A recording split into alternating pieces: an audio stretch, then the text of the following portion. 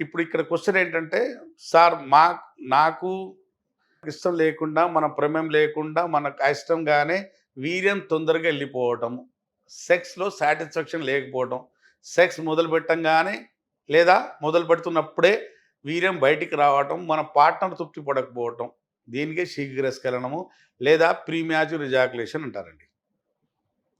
ఇది ఎందుకొస్తుంది? ఇది ఎలా పోతుందనేది ఇప్పుడు మన ఇవాళ టాపిక్ అండి.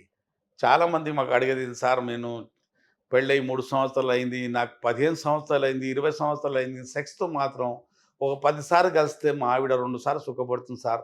8 సార్లు మాత్రం సుఖపడదు సార్. నాకు తొందరగా ఎళ్ళిపోవటం జరుగుతుందని చాలామంది అనే మాట, అడిగే క్వెషన్ కూడా ఇదేనండి. ఇవాళ దీనికసలు శీఘ్రస్ఖలన సమస్యకు కారణం ఏంటి? ఇది ఎందుకొస్తుంది? ఇది ఎలా పోతుంది చెప్తానండి. అంటే యాక్చువల్ మనం తెలుసుకోవాల్సిందేంటంటే, టైమింగ్ ఎంతుండాలి? మేల్ సెక్సువల్ టైమింగ్ ఎంతుండాలి? డ్యూరేషన్ ఎంత ఉండాలి? పరిధి ఎంతుండాలి?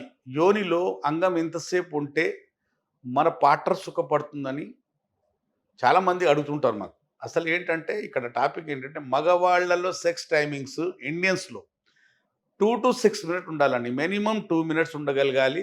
Maximum 6 minute ఉండగలగాలి.